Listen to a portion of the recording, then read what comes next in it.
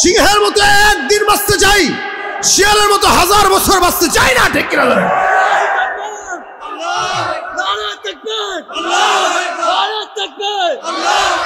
লড়াইয়ের ওই ময়দানেতে যেতে তোমাকে হবে, প্রয়োজনে সব রক্তটুকু জমিনেই ঢেলে দেবে। লড়াইয়ের ওই ময়দানেতে যেতে তোমাকে হবে, প্রয়োজনে সব রক্তটুকু জমিনেই ঢেলে দেবে। তবুও তোমায় লড়তেই হবে, মানিবে না পরাজয়।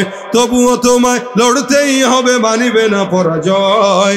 বিপ্লব মানে জীবন দেয়া বসে থাকা নয়, সে কোনো দিন আসবে না রে পর যদি ভয়। কোনো ভয় আছে? কথাবার্তা বলতে কোনো আপত্তি নাই তো? বাধারতা দেওয়ার মতো কেউ নাই তো? মুশকিল। আগে বাধা পাইনি, এখন পাই। ঠিক না? আগে যতটুকু পাইছি ততটুকুর চেয়ে এখন তো কেউ ক্ষমতায় নেই, এখন তো পাওয়ারই কথা না, তাই না? এরপরেও হয়ে যায়। তাই এই জন্য আগের থেকেই বলে নেই, যদি এরকম কেউ থাকেন যে কোনো কথা আপনার দিলে লাগতেছে, খারাপ লাগতেছে, একটু কষ্ট করে হজম করেন। অযথা ওলামা একরামদের মাঝখান দিয়ে কথা বইলা নিজেও বেইজ্জতি হয়, মানুষের জুতাও খায়। এই জন্য বেইজ্জতি হওয়ার কোনো দরকার নাই। এতটুকু মাথায় রাখবেন, ওলামা একরাম যা বলে কোরআন সুন্নাহর ভিতরেই বলে। এবং কোরআন সুন্নাহ এমন একটা সাবজেক্ট যেটাতে আল্লাহ পাক এমন কিছু নাই যেটা দেন নেই, সব কিছু দিয়েছেন। আমরা মানতে পারি না, এটা আমাদের দুর্বলতা। কি ঠিক না? আমি নামাজ পড়ি না, দুর্বলতা কার? কোরআনের। অনেক ভণ্ডরা কয় না জীবনের একবার নামাজ পড়লেও হয়, এত বেশি নামাজ দরকার নাই। দুর্বলতা কার? ওই ভণ্ডর। আল্লাহর কোরআনের দুর্বলতা নাই। যে বলে ঘুষের কথা বলেন না, কোরআন থেকে বলেন। আল্লাহর কোরআনে এমন কিছু নাই যেটা নাই, দুর্বলতা তার, ঘুষখোরের। কোরআনের দুর্বলতা না, আমার জ্ঞানের দুর্বলতা। আল্লাহর কোরআনে কোনো দুর্বলতা নাই। এই জন্য যতদিন হায়াত থাকবে ততদিন আল্লাহ পাকের কোরআন, রাসূলের সুন্নাহ মেনে চলবো ইনশাআল্লাহ। আমরা গোলাম কার? আল্লাহ পাকের গোলামেরা দুনিয়াতে বাঁচে একদিন, কিন্তু শিয়ালের মতো নয়, সিংহের মতো বাঁচে। বিড়ালের মতো নয়, বাঘের মতো বাঁচে। সিংহের মতো একদিন বাঁচতে চাই, শিয়ালের মতো 1000 বছর বাঁচতে চাই না। ঠিক কিনা?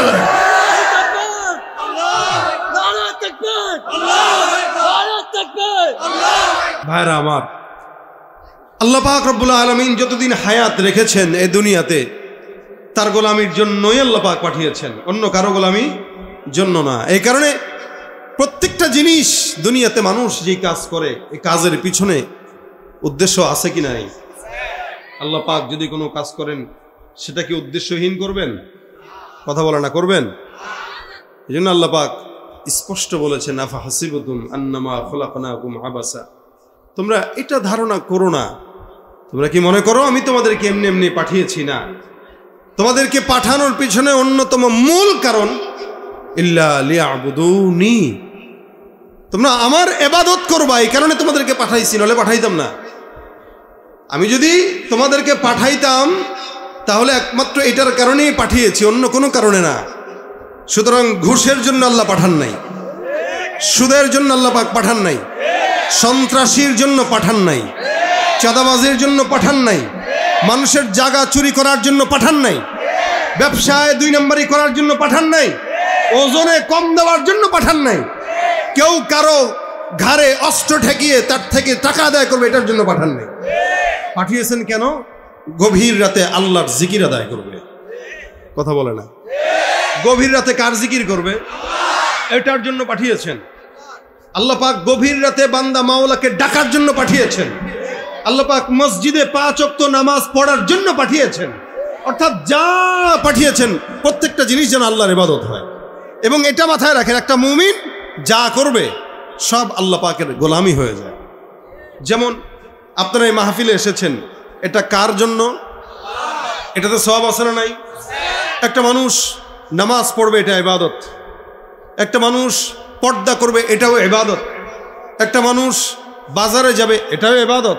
একটা মানুষ বাথরুমে যাবে, ওটাও ইবাদত। ঘুষ খাবে, ইবাদত। মাজারে পূজা করতে যাবে, সেজদা দিতে যাবে। কিন্তু মুমিন প্রত্যেকটা কাজ ইবাদত করতে পারবে যদি শর্ত থাকে 2টা।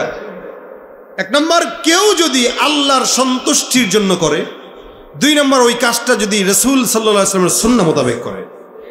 এই দুই নিয়তে কেউ যদি কোনো কাজ করে, সেটা বাথরুমে যাক, ওটাও ইবাদত হয়ে যায়। বাথরুমে বান্দা যাবে, দোয়া পড়বে, বাথরুম থেকে বের হবে, দোয়া পড়বে।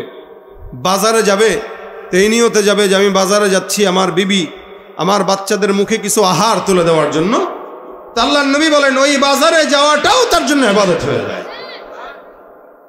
সুতরাং আমরা আসছি তো আল্লাহর গোলামির জন্য। এই কারণে আল্লাহ বলেন প্রত্যেকটা কাজে আমি তোমার গোলামি দিয়ে দিলাম, তুমি যেই কাজ করবে ওইটাই গোলামি, খালি নিয়তটা পাল্টায় দাও। হ্যাঁ, কেউ রাজনীতি করবে, চেয়ারম্যানই করবে, ইলেকশন করবে, মেম্বারিতে দাঁড়াবে, ওটাও ইবাদত হবে যদি নিয়ত থাকে আমি জনগণের সেবা করব, যদি নিয়ত থাকে আমি এই জনগণকে ঈমানের পথে পরিচালিত করার চেষ্টা করব, যদি নিয়ত থাকে এই এলাকার ভিতরে কোনো মানুষ আর অন্যায় অবিচার সম্মুখীন হবে না, কোনো মানুষ এলাকার ভিতরে জুলুমের শিকার হবে না, এই নিয়ত করে কোনো ইমানদার যদি চেয়ারম্যানিতেও দাঁড়ায়, তার চেয়ারম্যানও ইবাদতে গণ্য হয়ে যাবে। তার মানে বান্দার প্রত্যেকটা কাজে ইবাদত। আল্লাহ পাক প্রত্যেকটা কাজে ইবাদত দিয়েছেন, গোলামি দিয়েছেন। এই জন্য আল্লাহ বলেন আমি তোমাদেরকে পাঠাইতামই না, তবে গোলামির জন্য পাঠাইছি। সুতরাং তোমরা হাঁটতে গোলামি করো, খাইতে গোলামি করো, মসজিদে যেতে গোলামি করো, বের হতে গোলামি করো, বাজারে যেতে গোলামি করো, বাজার থেকে ফিরতে গোলামি করো, সেজদা দিতে গোলামি করো, তোমরা যেখানে যাবা সেখানে গোলামি করবা, এর বাইরে যা করবা সব আল্লাহ নাফরমানি। এখানে গোলামিটা কয় বছর থেকে শুরু করবেন বলেন না? কয় বছর থেকে? বুঝে নাই, কথাই বুঝে নাই। গোলামির বয়স কয় বছর থেকে? হ্যাঁ বাইরে ভাই, জন্ম থেকে মৃত্যু পর্যন্ত। কিসের থেকে? জন্ম থেকে মৃত্যু পর্যন্ত। এখন আপনি বলবেন আমি তো 7 বছরের কিছু বুঝি না, বুঝেন তো না, এই কারণে তো আপনার কাছে ইবাদত নাই। যখনই আপনি বালেগ হয়ে গেছেন তখন থেকে নিয়ে একদম মওত পর্যন্ত যা জীবন চলবে সবকিছু হবে আল্লাহর গোলামির পিছনে। কথা ঠিক না? এখন এই যে যুবকরা যারা বসছে এরা কইব না এটা কি কয়, এই বয়সটাই তো অকামের বয়স, ইবাদত তো করতে পারবো 50 বছরের পর। এই জন্য আমাদের দেশের যুবকেরা যৌবনটাকেই এরা নির্দিষ্ট করে নেয় শুধুমাত্র গাঁজা আর ইয়াবা টানার জন্য, আর গাছের নিচে নিচে সিঁড়ি করে নিয়ে বসার জন্য। হায় হায়, এক সময় তো বসতো একটা বয়সে, এখন 10-12 বছরের বলাবেন ওইগুলা করে। হায়াওয়ান যেরকম, জানোয়ার যেরকম, কুকুর ছাগল বিড়াল যেরকম, মানুষের অবস্থা হয়ে গেছে সেরকম, বরং তার চাইতেও খারাপ হয়ে গেছে। আর মুরব্বীদের কথা নাই বললাম, কারণ যেই বুড়া 50 বছর পর্যন্ত অকাম করে করে বড় হয় তার কপালে হেদায়েত থাকে না, তো থাকবে কি করে? কারণ সে তো সারা জিন্দেগি গুনাহের পিছনে কাটাইছে।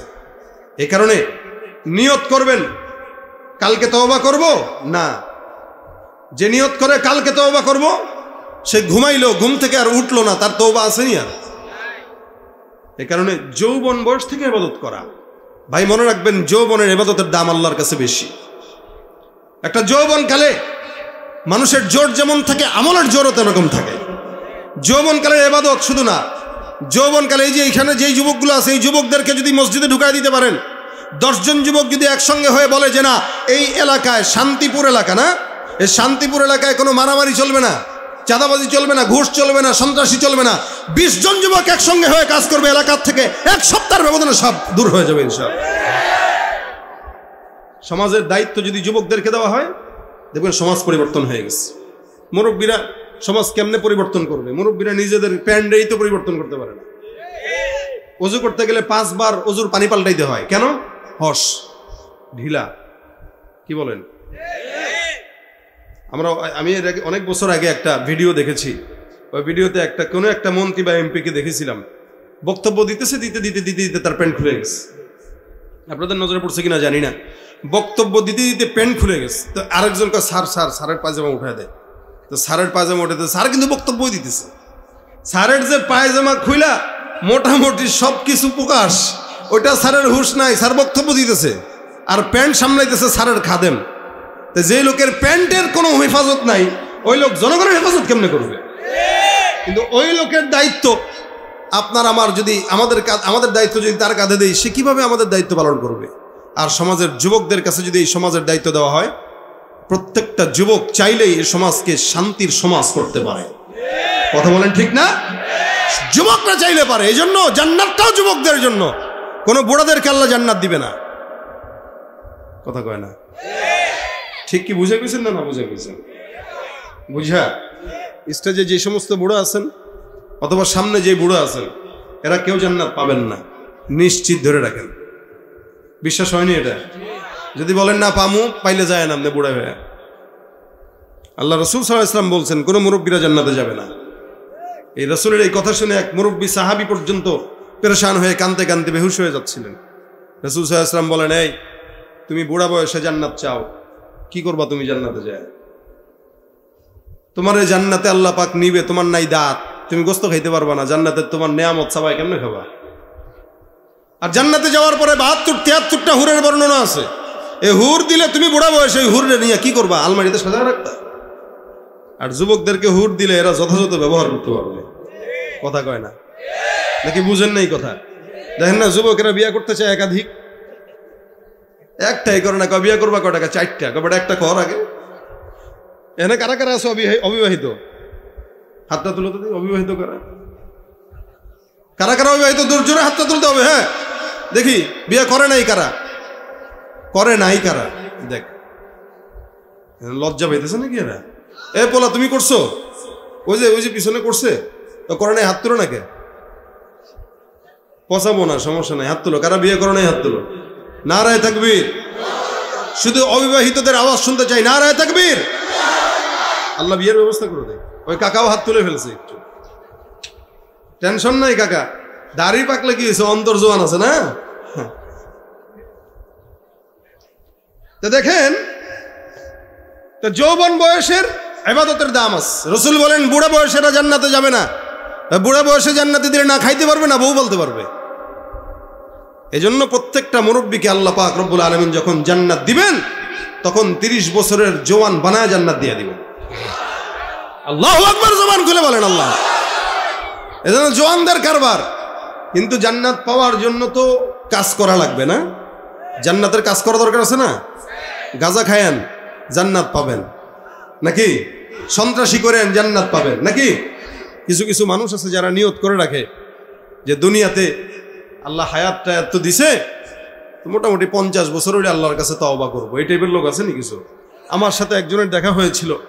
আমি তারে বললাম, ভাই আপনি হজ করেন না কেন? টাকা তো আল্লাহ কম দেয় নাই। থাইল্যান্ড ঘুরেন, মালয়েশিয়া যান, ইন্দোনেশিয়া যান, কত জায়গায় যাচ্ছেন, আল্লাহর ঘরটা একটু ঘুরে আসেন। তো ভাই আমার একটু চিন্তা ভিন্ন। কি ভিন্ন চিন্তা?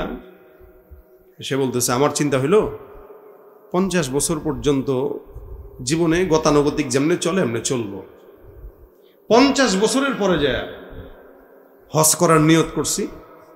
50-55তে যায় হজ করে আসার পরে যে মসজিদে ঢুকবো আর বেরোবো না। এর আগ পর্যন্ত তো গুনাহ করবই। গুনাহ করার পর যদি আবার হজ করি, আবার যদি গুনাহ করি, তাহলে তো আল্লাহ বেশি নারাজ হয়ে যাবে। এই কারণে 50-55 পর্যন্ত যেমনে মন তেমনে চইলা মোটামুটি হজ করে এরপরে যে মসজিদে ঢুকবো আর বেরোবো না, এটা হলো আমার চিন্তা। চিন্তাটা সহি না? নাউযুবিল্লাহি মিন যালিক। আমি কইলাম ভাই আপনি যদি 5 বছর না বাঁচেন, 50 তো দূরের কথা, কালকে যদি মারা যান, শুনেন আমার বংশের একটা ধারা আছে। আমার দাদা 80 বছর বাঁচছে, আমার বাবারও এখন 75 পার। তার মানে আমারে আল্লাহ ওই 70-75-এর নিচে মারবে না, এর উপরে যায় মারবে। নাউযুবিল্লাহ। আমি কি লা হাওলা ওয়ালা কুওয়াতা, কি বলেন আপনি? এই খেয়াল রাখলে আপনার ঈমান থেকে আপনি বের হয়ে যাবেন। অনেক মানুষ এটা মনে করে, আল্লাহ এটা জানে না। যারা মনে করবে এটা জানে না আল্লাহ। এই কারণে আল্লাহ পাক বলেন ইন্নামাত তাওবাতু আলাল্লাহি লিল্লাযীনা ইয়ামালুনাস সাইয়্যাত হাত্তা ইযা হাদারা আহাদাকুমুল মাউত ক্বালা ইন্নী তুবতুল আনা ওয়ালাল্লাযীনা ইয়ামুতুনা ওয়া হুম কুফফার উলাইকা আ'তাদনা লাহুম আযাবান আলীমা। আল্লাহু আকবার। আল্লাহ আয়াতটা দিয়েছেন কে? আমার আল্লাহ ডাক দিয়া বলে এমন কিছু জমিনের ভিতরে ঈমান বান্দা থাকবে যারা নিজেরা মনে করবে বয়স হওয়ার পর তওবা করব। একটা বয়স যখন আসবে, যখন 50 বছর 60 বছর বয়স আসবে, এই কারণে আমার দেশের মানুষেরা 50-60 বছরেও কিন্তু অকাম কুকাম করে আছে না। বয়স হয়ে গেছে অনেক বেশি, এখনো পরিবর্তন হয় নাই। জামানা কেমনে পাল্টাবে? বয়স 60 বছর হয়ে গেছে, চুলের রং পরিবর্তন হয়ে গেছে, এখনো পর্যন্ত নিজের আদত পরিবর্তন করে নাই। এখনো চায়ের দোকানে বসে বসে স্কুল ছুটি হওয়ার সময় মেয়েদের দিকে চোখ মারে নজর দেয়। আছে না নাই? চুলের রংটা বদলেছে তবু অভ্যাসে বদলেনি, বয়সটা বদলেছে তবু চরিত্র বদলেনি। চুলের রংটা বদলেছে তবু অভ্যাসে বদলেনি, বয়সটা বদলেছে তবু চরিত্র বদলেনি। বন্ধু বলো দিন বদলের দিন কি বন্ধু এখনো আসেনি? দিন বদলের দিন কি বন্ধু এখনো আসেনি? জামানা অনেক বদলেছে তবু দিন কেন বদলেনি? সীমানা অনেক বদলেছে তবু দেশ কেন বদলেনি? পতাকার রং বদলেছে তবু নীতি কেন বদলেনি? ক্ষমতার হাত বদলেছে তবু ভাগ্য যে বদলেনি। ঠিক কিনা? বন্ধু বলো দিন বদলের দিন কি বন্ধু এখনো আসেনি? দিন বদলের দিন কি বন্ধু এখনো আসেনি? সত্য না মিথ্যা? সবকিছুর পরিবর্তন হয়, আমাদের ভাগ্যের পরিবর্তন হয় না, আমাদের চরিত্রের পরিবর্তন হয় না, আমাদের আখলাকের পরিবর্তন হয় না। এজন্য আল্লাহ পাক রব্বুল আলামিন বলেন এমন কিছু বান্দা থাকবে যারা জমিনের ভিতরে নাফরমানি করবে, গুনাহ করবে, জিনা করবে, অন্যায় করবে, অবিচার করবে, এরপরে চিন্তা করবে আল্লাহ আমার বয়স তো এখন কম, এক সময় তওবা করে নিব, মওত যখন আসবে তখন তওবা করে নিব, বয়স যখন 60 বছর হবে তখন তওবা করে নিব, বয়স যখন 50 বছর হবে তখন তওবা করে নিব। বয়সের অপেক্ষায় থাকতে থাকতে তার হালত এমন হয়ে যায়, এই বান্দাটার বছর বয়স হয় এখনো ঘুষ থেকে সে নিজের হেফাজত করতে পারে নাই, সন্ত্রাসী থেকে হেফাজত করতে পারে নাই, জিনা থেকে হেফাজত করতে পারে নাই। আল্লাহ পাক রব্বুল আলামিন বলেন হাত্তা ইযা হাদারা আহাদাকুমুল মাউত, এই বান্দাটার যখন মওতটা সামনে চলে আসে বান্দা তখন বলে ক্বালা ইন্নী তুবতুল আন, আল্লাহর কাছে ডাক দেয়া বলে আল্লাহ আমি এখন তওবা করলাম।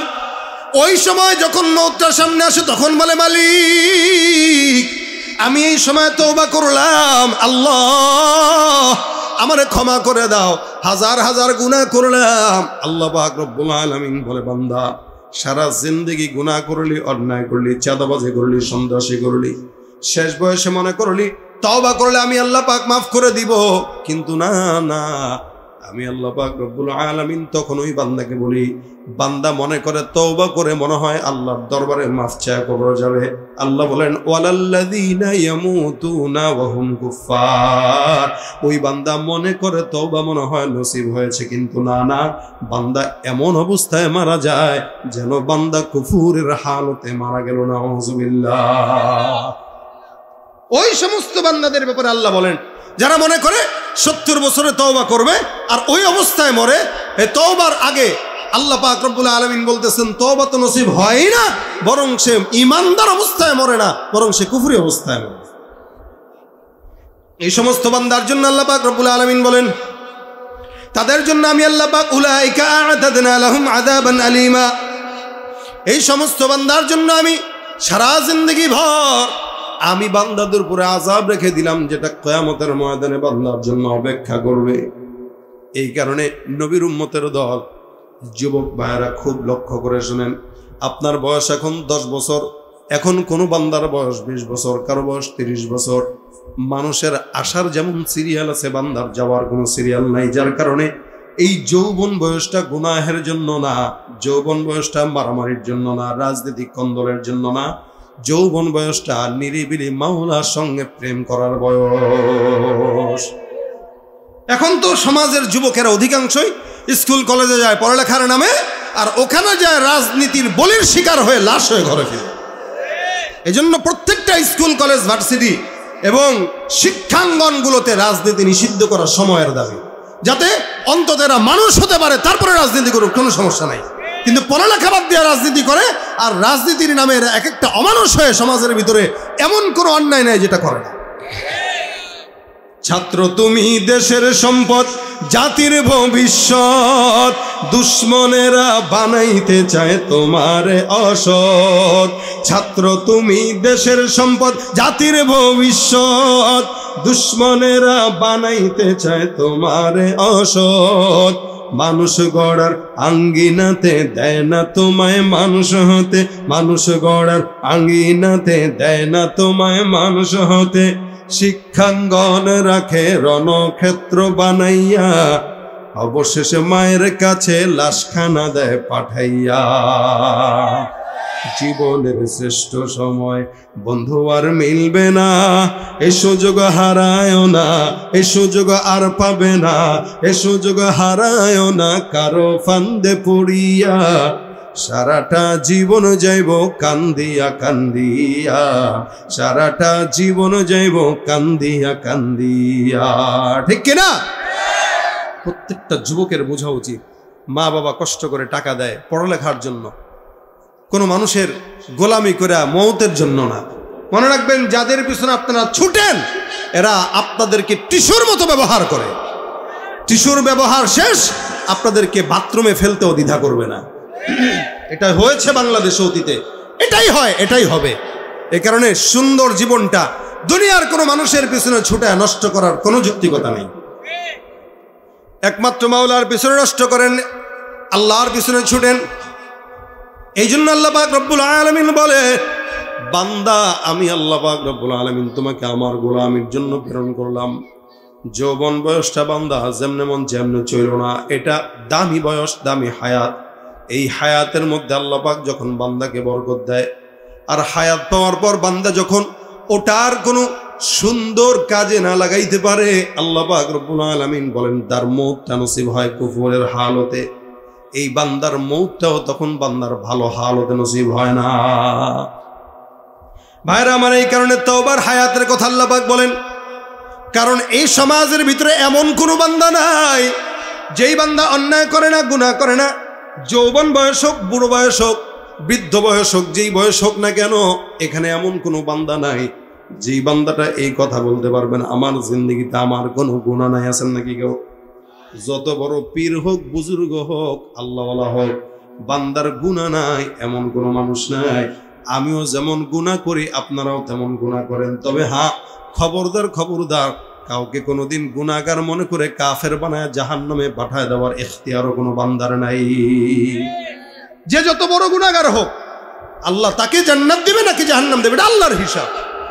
আমার ইবাদত আমি করব, কেউ অন্যায় করতেছে আমার চোখে ধরা পড়লে ভাই, মুমিন ভাই হিসেবে তাকে ইসলাহের নিয়তে ধরায় দেব, কিন্তু আমি এটা বলতে পারবো না ও জাহান্নামী। কারণ জাহান্নাম আর জান্নাত নির্দিষ্ট তো করবেন কে? আল্লাহ করবেন।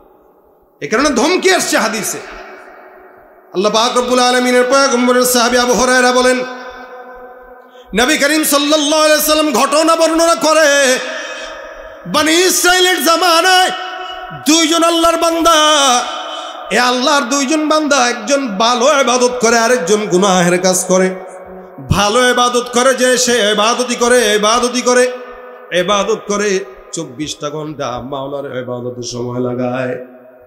আর যেই বান্দাটা গুনাহ করে, ওই বান্দাটা খালি গুনাই করে। সকাল থেকে রাত পর্যন্ত বান্দা গুনাহের পিছনে তার সময়টা ব্যয় করে। নেককার বান্দাটা গুনাহগার বান্দাকে ডাক দেয়া বলো, ও ভাই তুমি দয়া করে গুনাহ করো না, গুনাহ থেকে সরে আসো। বারবার তাকে দাওয়াত দেওয়ার পরও সে শুনে না। একটা ইমানদারের দায়িত্ব হলো তা'মুরুনা বিল মারুফ ওয়া তানহাউনা আনিল মুনকার।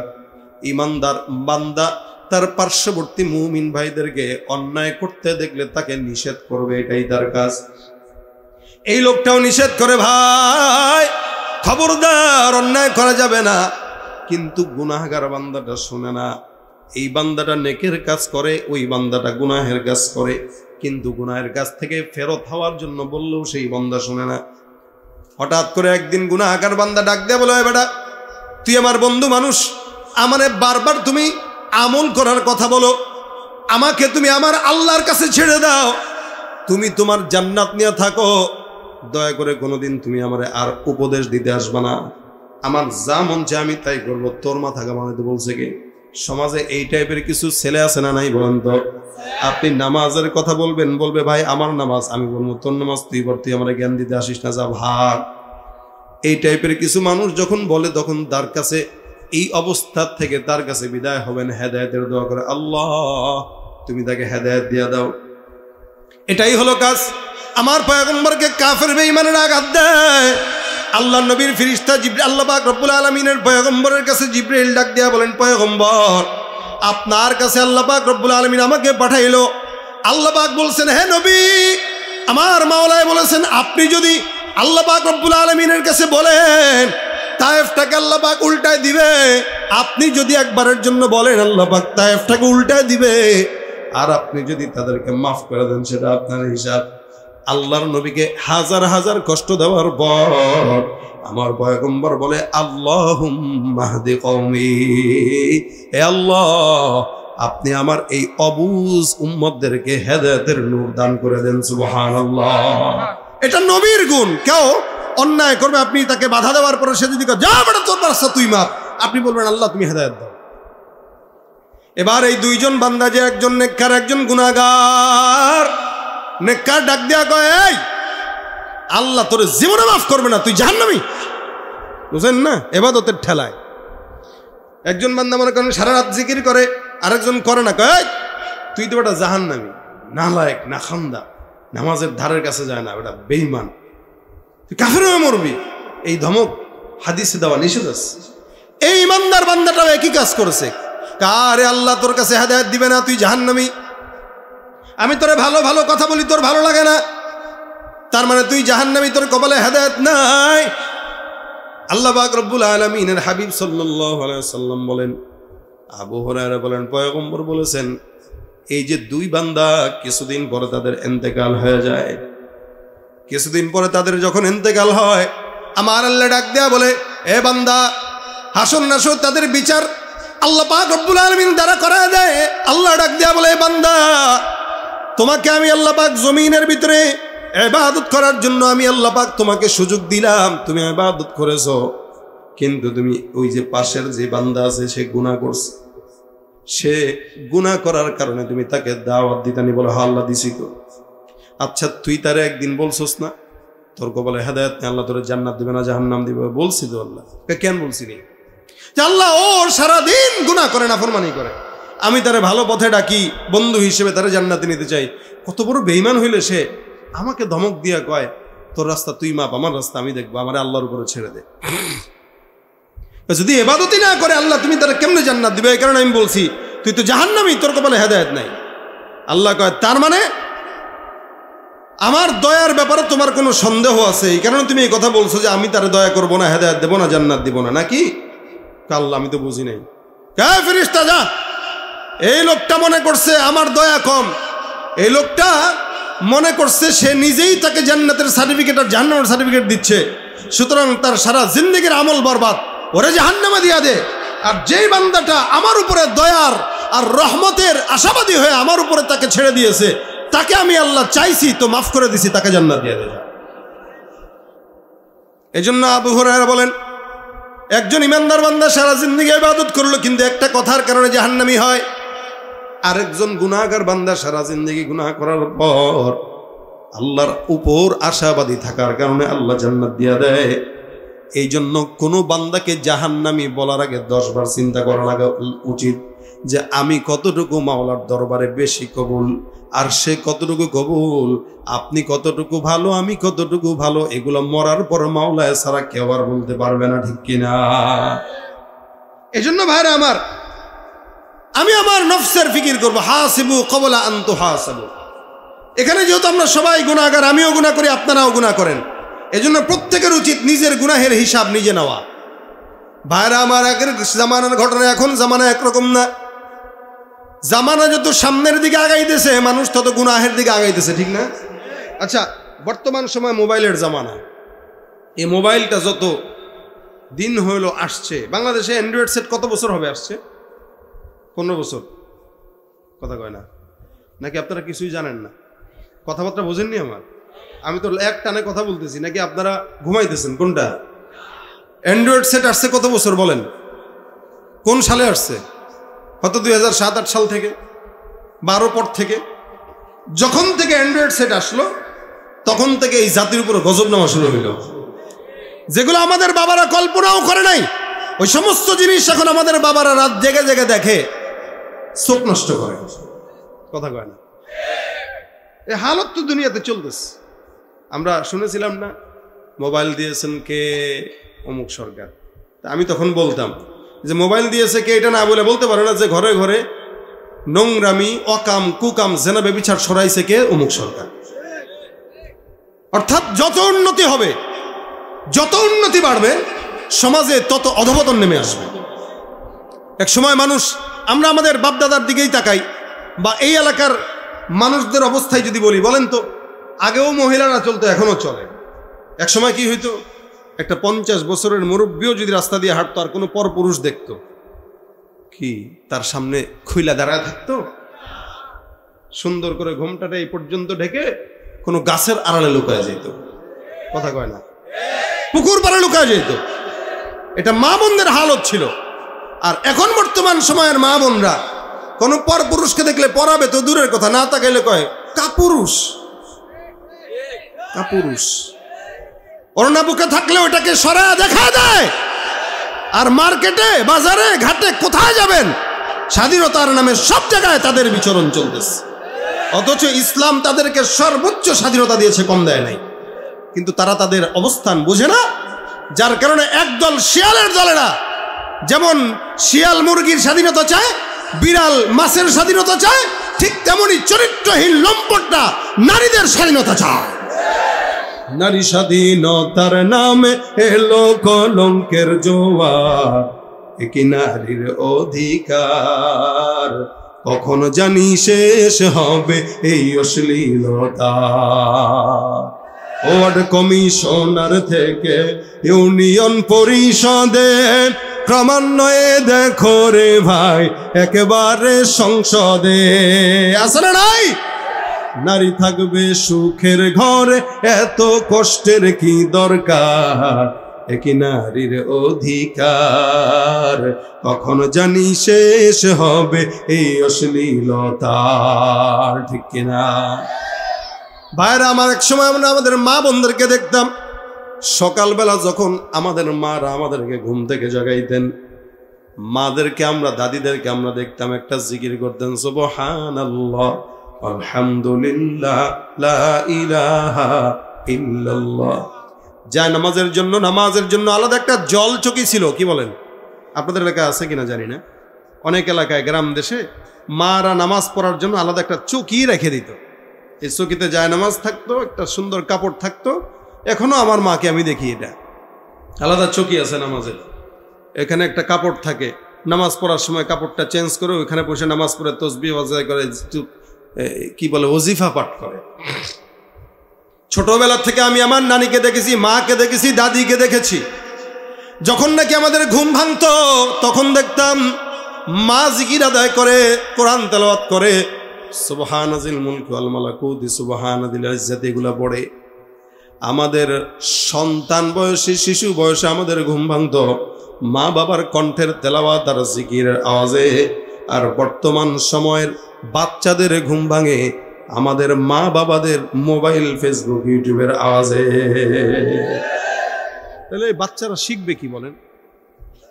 অথচ মা যদি সকালবেলা বাচ্চারা ঘুম থেকে উঠানোর সময় বলতো, বলো আলহামদুলিল্লাহিল্লাযী আহইয়ানা বা'দা মা আমাতানা ওয়া ইলাইহিন নুশুর, বাচ্চার কানে যখন দোয়া পড়তো এই দোয়া যাইতো, ওই বাচ্চাটা নাফরমান হইতো নাকি ইমানদার হইতো?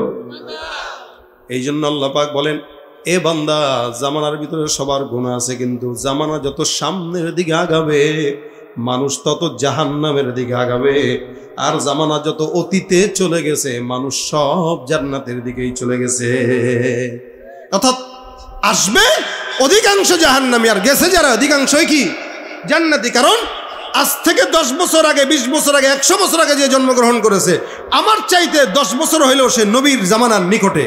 আর আমি 100 বছর পরে আসার কারণে রসুল থেকে 100 বছর পিছনে, যে যত বেশি পিছনে সে তত বেশি জাহান্নামের নিকটে।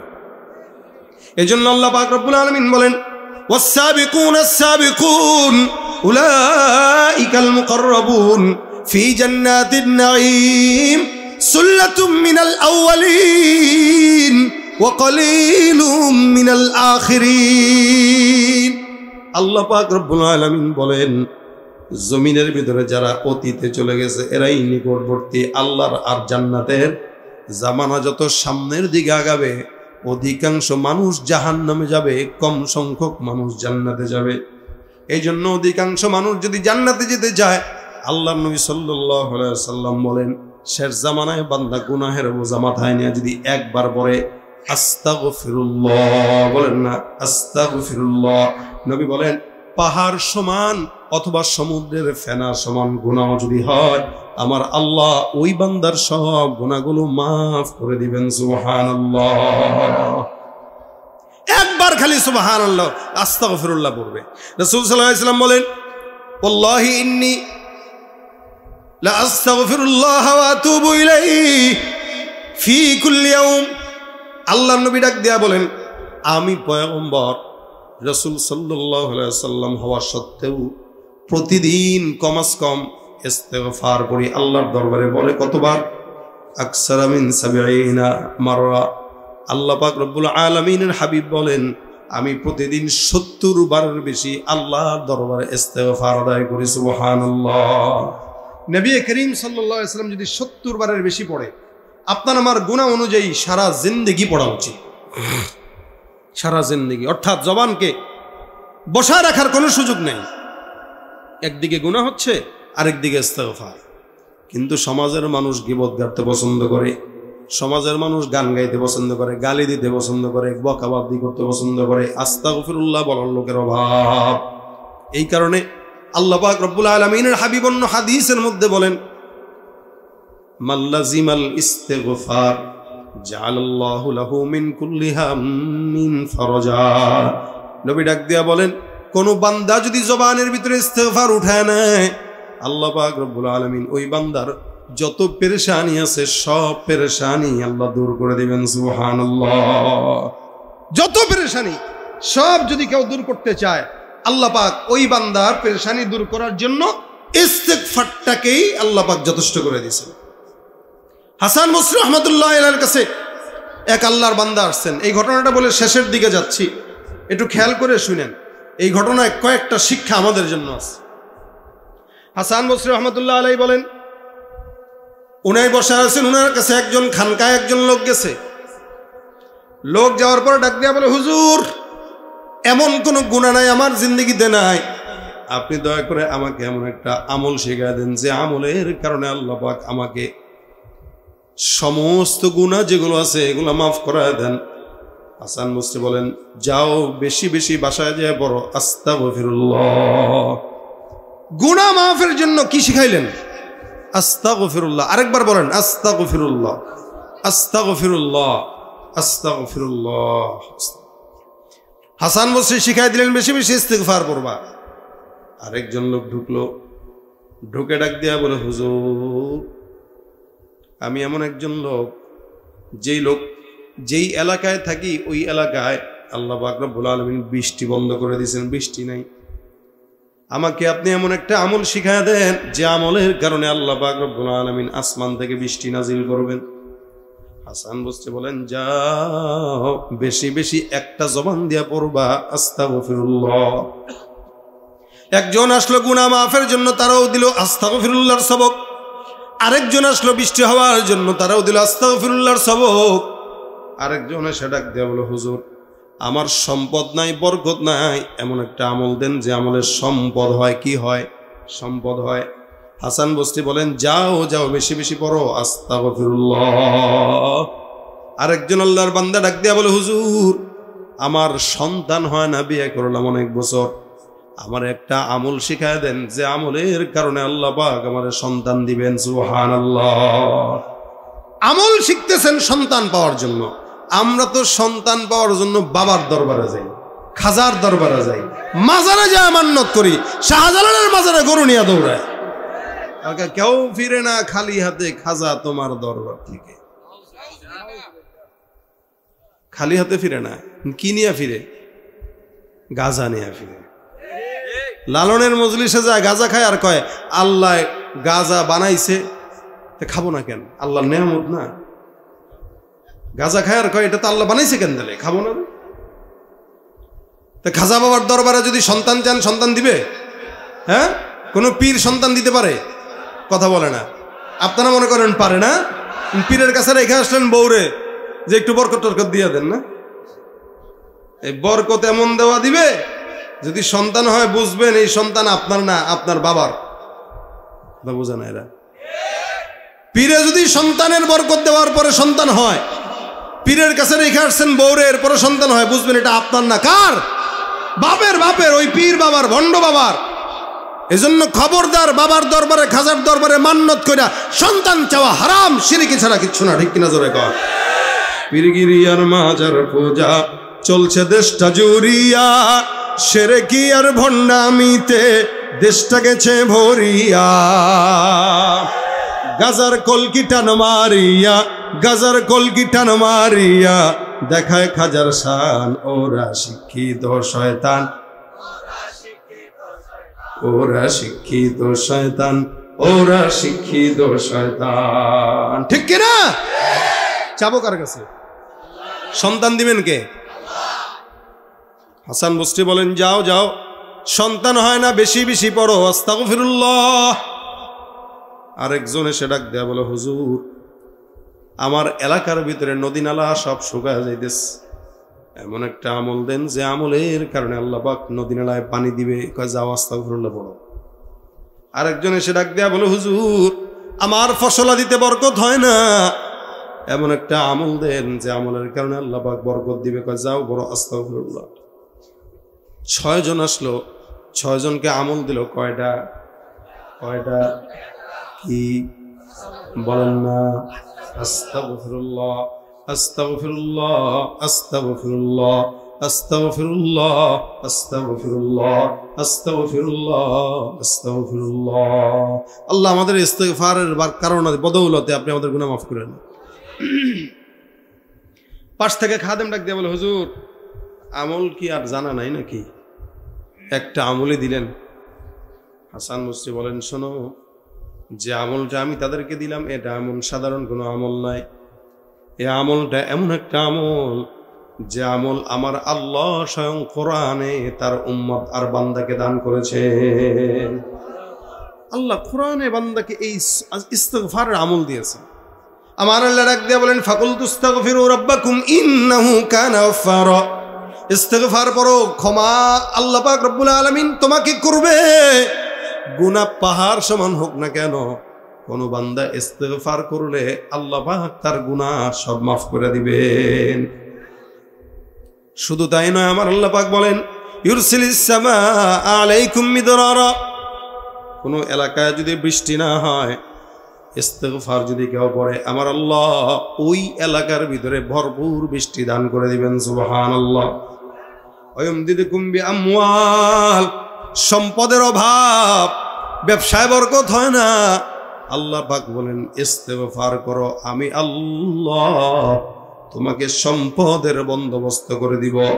অবানিন, কারো যদি সন্তান না হয়, ইস্তিগফারের কারণে আমি আল্লাহ বান্দাকে সন্তান দান করে দিব।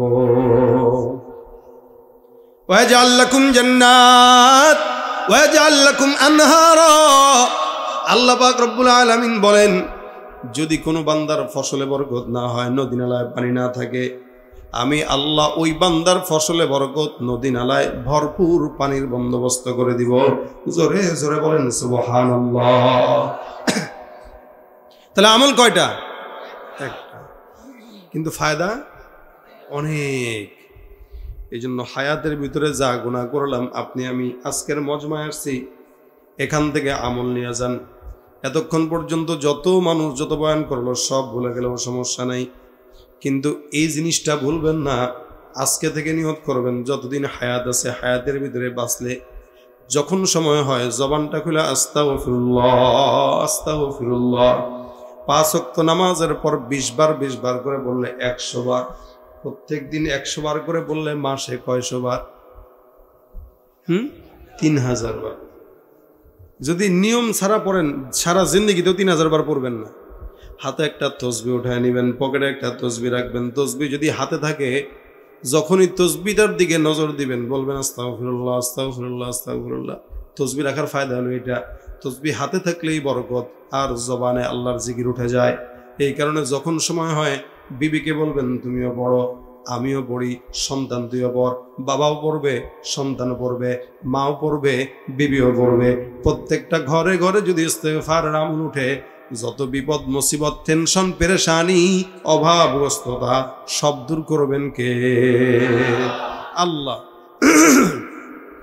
এই যে ভাঙ্গা ভাঙ্গা গলায় আপনাদের সামনে আমি ইস্তেগফারের আলোচনাটা করলাম, কি বুঝলেন? যে আল্লাহ তখনকার জামানায় ইস্তেগফারের বদৌলতে বান্দাকে আসমান থেকে বৃষ্টি দিতে পারছেন, সন্তান দিতে পারছেন, ওই আল্লাহ এখনো আছে। ওই বান্দাও আছে, আল্লাহ আছে, কিন্তু বান্দা চাইতে পারে না। এই কারণে চাওয়ার জন্য যদি কেউ নিজেকে প্রস্তুত বানায় নেন আর চাইতে পারেন, আশা করা যায় আল্লাহ আপনাকেও দিবে, আমাকেও দিবে ইনশাআল্লাহ। এই জন্য আজকে থেকে নিয়ত করেন, যখন সময় হয় তখন জবানটা খুলে, একটু কষ্ট হবে একটু শব্দটা বলতে, আস্তাগফিরুল্লাহ, এটা বলতে কষ্ট হবে। আজকে থেকে এটা মনের ভিতরে গেঁথে নেন যে এই মাহফিল থেকে আমি এই কথাটা বাসা পর্যন্ত নেব, যতদিন হায়াত আছে। যখন সময় হয় গীবত শেখায়ত না করে, গানের আড্ডাখানা, পানের আড্ডাখানা, চায়ের আড্ডাখানা, দোকানপাটে আড্ডাখানা, এগুলো যখন করবে, গীবত শেখায়ত হবে, আমি মাঝখান দিয়া ইস্তিগফার, আস্তাগফিরুল্লাহ, আস্তাগফিরুল্লাহ, এমনি সময় হলো আস্তাগফিরুল্লাহ, আস্তাগফিরুল্লাহ। আজকে থেকে জবানে এটাকে নিজের বন্ধু বানায় দিবেন। কারা কারা হাতটা তুলে দেখা দেন, নারায়ে তাকবীর। আল্লাহ আমাদের সকলকে তৌফিক দান করুন, বলেন আমিন। এই আমল বাসা পর্যন্ত যদি 10 জন নিতে পারে, 10 জনের জিন্দেগি কামিয়াব। 20 জন নেবে, 20 জনের জিন্দেগি কামিয়াব। শুধু তাই না, আজকের মজমাটার দাম হবে এই আমলদার লোকদের কারণে। একজনও যদি আমল করে, একজনের কারণে আজকের মাহফিলটা কামিয়াবি হয়ে যাবে, সার্থক হয়ে যাবে। বেশি কিছু লাগে না। যারা আয়োজন করেছেন তাদের হেদায়েতের উসিলার জন্য এতটুকুই যথেষ্ট। এই জন্য এই এলাকার প্রত্যেকটা মানুষ আজকে থেকে এটা নিয়ত করবেন। যারা আওয়াজ কানে গেছে, মা বোনরাও শুনছেন, আপনারাও শুনছেন, প্রত্যেকেই নিয়ত করবেন, আমি আমার এই হায়াতের জিন্দেগিতে গুনাহ মাফ, একদিকে গুনাহ তো করবই, কিন্তু আরেকদিকে ইস্তেগফারটা করে ওইটার বোঝাটা কমায় দিব। তাহলে হবে কি, আমার জবানটা ইস্তেগফারের পানিতে ভিজে থাকবে। আমার জবানটাকে ইস্তেগফারের পানিতে ভিজে নিতে পারলেই কামিয়াবি। আল্লাহ তৌফিক দান করুন, জোরে বলেন আমিন। এই তওবা ইস্তেগফার দিয়ে যেন আল্লাহ পাক মরণ দান করে, বলেন আমিন। সাল্লাল্লাহু আলাইহি ওয়া আলা আলিহি ওয়া আসহাবিহি ওয়া বারাকা ওয়া সাল্লাম। আল্লাহুম্মা আনতাস সালাম রব্বানা যালামনা আনফুসানা ওয়া ইল্লাম তাগফির লানা ওয়া তারহামনা লানাকুনান্না মিনাল খাসিরিন। রব্বানা ফাগফির লানা যুনুবানা ওয়া কাফির আন্না সাইয়্যাতিনা ওয়া তাওফানা মা'আল আবরার। রব্বি ইগফিরলি ওয়া লিওয়ালিদাইয়া ওয়া লিল মুমিনিনা ওয়া মা ইয়াকুমুল হিসাব। আয় আল্লাহ, মেহেরবানি করে আজকের এই মজমাকে তুমি কবুল মঞ্জুর করে নাও। আয় আল্লাহ, মাগরিব থেকে এই পর্যন্ত যা আলোচনা হয়েছে সব তুমি কবুল করে নাও। আল্লাহ, ভুল ত্রুটি থাকলে ক্ষমা করে দাও। সওয়াবগুলো মদিনার রওজা মুবারকে পৌঁছে দাও। রব্বুল আলামিন, যারা বসছে আল্লাহ হাত তুলেছে, আল্লাহ সকলকেই তুমি নেককার হিসেবে কবুল মঞ্জুর করে নাও। আল্লাহ সকলের মনের নেক মাকাসাদে হাসানাকে পূরণ করে দাও। আয় আল্লাহ, আমাদের মধ্যে যারা অসুস্থ, আল্লাহ তুমি শিফা আজলা দায়মান নসিব ফরমাও। আয় আল্লাহ, যারা অভাবগ্রস্ত আছে, অভাব দূর করে দাও। ঋণগ্রস্তদের ঋণগুলো পরিশোধ করার তৌফিক দান করে দাও। আল্লাহ, ঘরে যাদের অশান্তি, আল্লাহ তুমি শান্তি দান করে দাও। আয় আল্লাহ, যাদের পরিবারে অশান্তি আছে, আল্লাহ পরিবারের অশান্তি দূর করে দাও। আয় রব্বুল আলামিন, মেহেরবানি করে আল্লাহ, আমাদের ভিতরে অনেকের মা বাবা, দাদা দাদি, নানা নানি, ভাই বোন, আত্মীয় স্বজন অন্ধকার কবরে শুয়ে আছে, প্রত্যেকের কবরগুলোকে জান্নাতের বাগান বানায় দাও। আয় আল্লাহ, যাদের মা বাবা জীবিত আছে, সুস্থতার হায়াত দাও। মা বাবার খেদমত করার তৌফিক দান করে দাও। আয় আল্লাহ, মেহেরবানি করে আমাদের এলাকার সকল মুরব্বিয়ানে আজমদেরকে আল্লাহ তুমি ঈমানের হায়াত দাও। আর রব্বুল আলামিন, মা বোনদেরকে পর্দার বিধান মেনে চলার তৌফিক দাও। আয় আল্লাহ, আজকের মজমাকে যারা আয়োজন করেছেন, টাকা দিয়ে, শ্রম দিয়ে, মেধা দিয়ে, বুদ্ধি দিয়ে, সুমন ভাই সহ, আয় আল্লাহ অন্যান্য প্রবাসীরাও সহ, আল্লাহ যারা এলাকার যুবকরাও এখানে আয়োজনে সম্পৃক্ত হয়েছে, প্রত্যেকের আয়োজনের সম্পৃক্ততাকে তুমি নাজাতের উসিলা বানায় দাও। আয় আল্লাহ, দানকে উসিলা করে আল্লাহ তুমি সমস্ত গুনাহ মাফ করে দিও। আয় রব্বুল আলামিন, তোমার হাবিবের রওজা জিয়ারত করার তৌফিক দান করে দিও। আল্লাহ, যারা একবার গিয়েছে বারবার যাওয়ার তৌফিক দান করে দিও। আল্লাহুম্মা সাল্লি আলা রূহি মুহাম্মাদিন ফিল আরওয়াহ ওয়া সাল্লি আলা জাসাদি মুহাম্মাদিন ফিল আজসাদ ওয়া সাল্লি আলা কবরি মুহাম্মাদিন ফিল কুবুর। রব্বিরহামহুমা কামা রাব্বায়ানি সগীরা, রব্বিরহামহুমা কামা রাব্বায়ানি সগীরা। সুবহান রাব্বিকা রাব্বিল ইজ্জাতি আম্মা ইয়াসিফুন وسلام على المرسلين والحمد لله رب العالمين